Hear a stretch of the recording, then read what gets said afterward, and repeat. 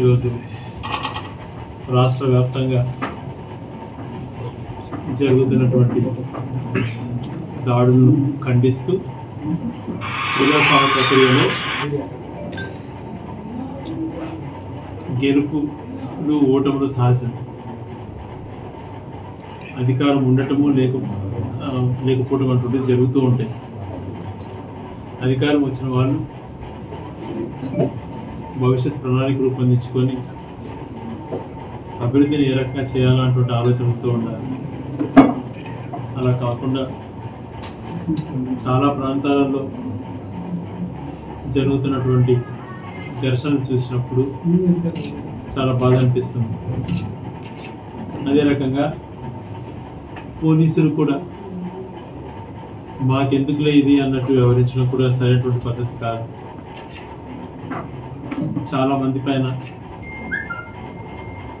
జరిగినటువంటి సంఘటనల పైన కూడా కేసులను నమోదు చేసి వేధిస్తుండడం బాధాకరం. ముఖ్యంగా నిన్న ప్రధానమంత్రి మోడీ గారు ప్రమాణ స్వీకారం చేశారు 72 మంది మినిస్టర్లతో. ఈ రాష్ట్రానికి సువర్ణ అవకాశం బీజేపీకి మెజారిటీ రాకపోవడం,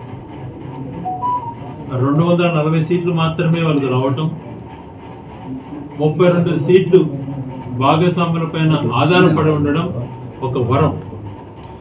దీన్ని అందిపుచ్చుకోవాల్సిన బాధ్యత ప్రతి తెలుగు వారి పైన ఉంది. అన్కండిషనల్ సపోర్ట్లను క్యాబినెట్లో పదవుల కోసమో వాళ్ళకి ఈళ్ళైపోవడం సమంజసం కాదు.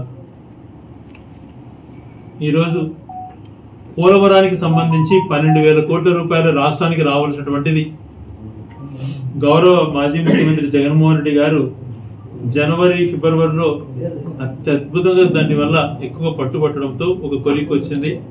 కేవలం ఒక్క సిగ్నేచర్తో 12,000 కోట్లు రాష్ట్రానికి వస్తుంది. పోలవరం పైన ఎటువైనా నిధులు విడుదలవుతాయి. రాజధాని నిర్మాణం ప్రాధాన్యతను పెట్టుకున్నా బాధ లేదు, పెట్టుకోవాలి, చేయండి, కేంద్ర ప్రభుత్వం నుంచి అదనంగా నిధులు తెచ్చుకొని. కానీ ప్రత్యేక హోదా అన్నది చాలా అవసరం పడుతుంది. కాబట్టి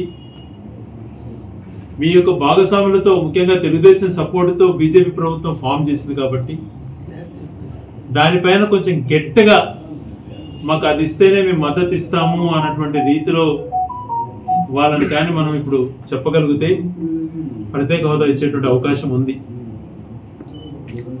గౌరవ తెలుగుదేశం పార్టీ అధ్యక్షులు చంద్రబాబు నాయుడు గారు అత్యధిక మ్యాండేట్ పొందారు. దేశంలో సెంట్రల్లో మోడీ పక్కనే పెద్ద భాగస్వామి పక్షంగా తనని గుర్తించి కూర్చోపెట్టుకొని మాట్లాడడం సంతోషకరమే ఒక తెలుగువాడిగా. కానీ ఒక మంచి అవకాశం ఏదైతే ప్రత్యేక హోదా ఉందో, ఆ ప్రత్యేక హోదా అన్నటువంటిది వస్తే ఉద్యోగాలు అన్నటువంటివి చాలా మెరుగుపడతాయి, పరిశ్రమలు ఎన్నో రకాలు వచ్చేటట్టు ఉంటుంది, యువతకు మంచి జరుగుతుంది. కాబట్టి ఆ ప్రత్యేక హోదా అన్నటువంటిది ఎటువంటి ఆందోళనకు గురి కాకుండా, వాళ్ళు ఎటువంటి బెదిరింపులకు కూడా లోను కాకుండా, అవసరమైతే వైఎస్ఆర్సీపీకి సంబంధించినటువంటి రాజ్యసభ సభ్యులు 11 మంది అయితేనేమి, మాకున్నటువంటి 4 పార్లమెంట్ సభ్యులు కూడా మేము గట్టిగా నిలబడతాం, అండగా నిలబడతాం. ప్రత్యేక హోదా ఇస్తే కన్నా అందరం ఒక తాటిపైకి వచ్చి, ఇప్పుడు మెయిన్ పార్టీ బీజేపీకి మెజారిటీ లేకుండా భాగపక్ష పార్టీలతో ఆధారపడి ఉన్నాడు కాబట్టి సువర్ణ అవకాశం అని చెప్పేటువంటిది ఒక సూచన చేస్తున్నాం. దీన్ని ఖచ్చితంగా పర్సనల్గా తీసుకొని తెలుగు రాష్ట్రంలో 3 కేంద్ర పదవులు, మంత్రి పదవులు కూడా పొందారు.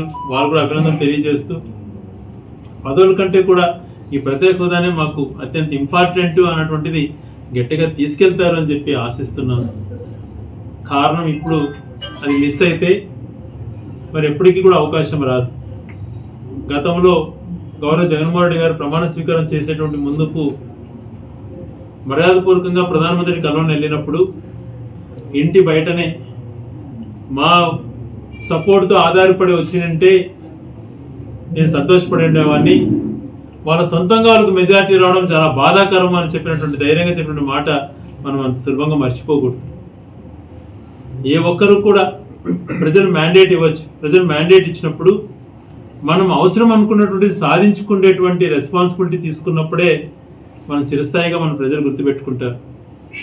కాబట్టి ఆ ప్రత్యేక హోదా అన్నటువంటిది మన హక్కుగా ఉంది కాబట్టి, దాని వలన మనకు ఎన్నో రకాల మేలు జరిగేటువంటి అవకాశం ఉంటుంది కాబట్టి దానిని గట్టిగా డిమాండ్ చేయవలసిందిగా, అది అవసరం అనుకుంటే తెలుగుదేశం పార్టీతో కూడా మేము కూడా రాష్ట్రానికి సంబంధించినటువంటి పరిస్థితులకు, రాష్ట్రానికి మంచి జరుగుతుంది అని అంటే వైఎస్ఆర్ కాంగ్రెస్ పార్టీ ఎప్పుడు ముందుంటుంది అన్నటువంటి విషయాన్ని కూడా గుర్తు చేస్తూ, ప్రత్యేక హోదాని ఈ పరిస్థితులలో దాన్ని మిస్ చేసుకోవద్దు అని చెప్పి మేమందరం కూడా గట్టిగా అన్ని పార్టీల వాళ్ళకి విజ్ఞప్తి చేస్తున్నాం.